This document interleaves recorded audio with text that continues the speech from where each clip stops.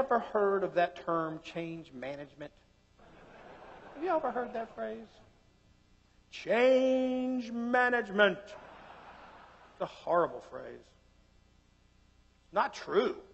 I think it's a bad way of describing what's happening.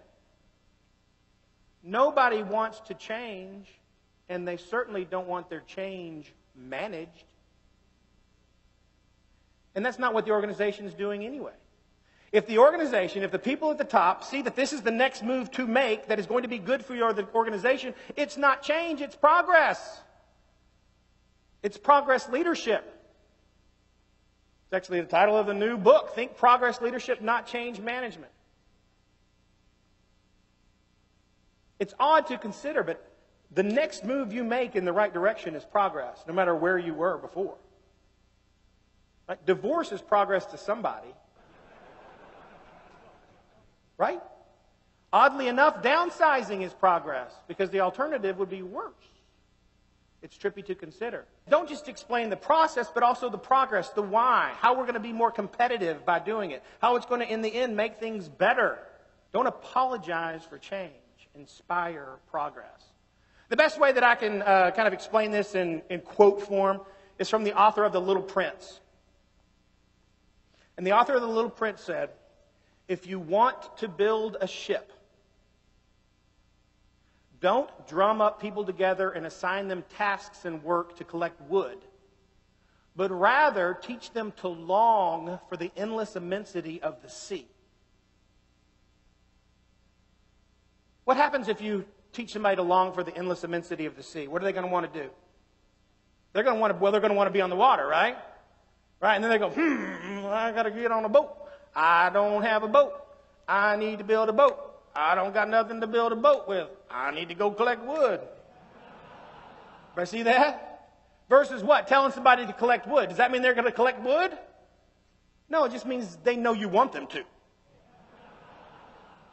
Change and progress. We're here to progress, not to change. See, all progress is change, but not all change is progress. Right? All progress is change, but not all change is progress. If I have an upset stomach, my tummy hurts, oh, I need change. Whoa, I need change. I had some shrimp and grits. I wasn't used to that. Oh, it's good though. I ate too much. I need change. And John hears me, he wants to help me out, so he jumps up here on the stage and he punches me in the nose. Is that change? Yeah, it's change, but it's not progress, at least not to me.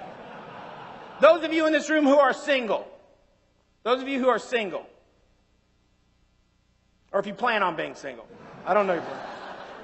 What happens in Greensboro stays in Greensboro. I don't know your plan. I'm just sticking with the single people. I'm not trying to give you a goal. I'm not trying to, I don't want to help. Stick with what you got. Those of you who are single, have you ever said to yourself, oh, I need to meet somebody new? And then you met somebody new, and you're like, oh, no, not that person new. You walk into a room full of opportunity, you're like, change, that's change. Hey, that's progress. See, it's all in the way we size it up in our minds. It's very natural for us to resist what we view as change. But it's natural to embrace what we view as progress. It's interesting the terms we use. If you have a lot of people who say they resist change, next time you have somebody who says they resist change, offer them a raise. They'll take that change. See, it's not the newness of the activity, it's how we view it in our mind.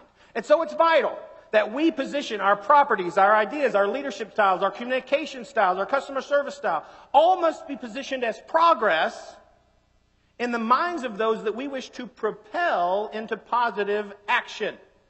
That's really a whole lot of words to explain this one word that I really tried to resist for the longest time.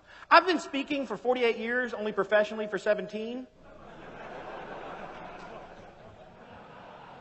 And when thank you. Sometimes people don't get that. Some like later they go, hey, I got that.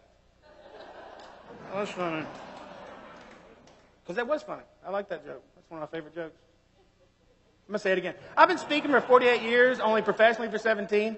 And when I first started speaking, as soon as you call yourself a speaker, long before I wrote my first book, as soon as you step out and call yourself a speaker, there's this one word that people want to plop in front of the word speaker. And that word is motivational. A motivational speaker. A motivational speaker. And I will tell you, I tried for the longest time to resist being called a motivational speaker. It doesn't bother me so much anymore now because it actually helps my day rate. So I'm like, yeah, I'm your motivational speaker. But then I got down to it. See the word, am I the only person in this room who needs to be motivational? Anybody a leader? Yeah, woohoo, yeah, give it up for leaders. Yeah, exactly. We're all, everybody's leader. That motivational, if you're ever trying to inspire action in others, trying to encourage them to do things, then you need to be motivational. So I dug into that term, motivation. What does that term actually mean? So you can take the word motivation, you can break it up into two parts. Motivation is actually a motive. That was some nice reverb on that. Motive. That's good. For action. A motive for action. See, you can put motivation on a seesaw. Motivation, motive, action. If we have strong enough motives, we'll take the action. If we don't have strong enough motives, we won't. That's how we roll. When I say roll, I don't mean R-O-L-E, I mean R-O-L-L. That's how we do our thing. Have you ever been told it's good to get to know people? You'll write that down. Everybody heard that one? Everybody's heard that, that's right. But why? The reason we need to get to know people is because the more we understand people, the more we can help them develop the strong reasons to take the actions we want them to take. Everything we do. Now, when I say this to you about we, I mean this is everybody in this room and everybody that you need to go back and propel into positive action. Correct? There are a lot of people that we want to encourage, inspire, influence, persuade. Right? Those are all different terms we use for it. Get them to do what we want. Everything we do, consciously or subconsciously, we do because we believe the perceived consequences of those actions are that we're going to feel the unique right mixture of what I've labeled the 6 P's of progress. Pleasure, peace of mind, profit, prestige, pain avoidance, and power. Everything I'm talking about really comes down to 2 words. And I'm sure you're like, hey, why didn't you start with that? 2 words. And those 2 words are be progress. Progress. When I say be progress, I mean the people that are around us, for them to want to be connected to us, they have to view us as progress. Again, what is progress? Pleasure, peace of mind, profit, prestige, pain avoidance, and power. We must be progress. I'm Dean Lindsay. I thank you very much. Be progress.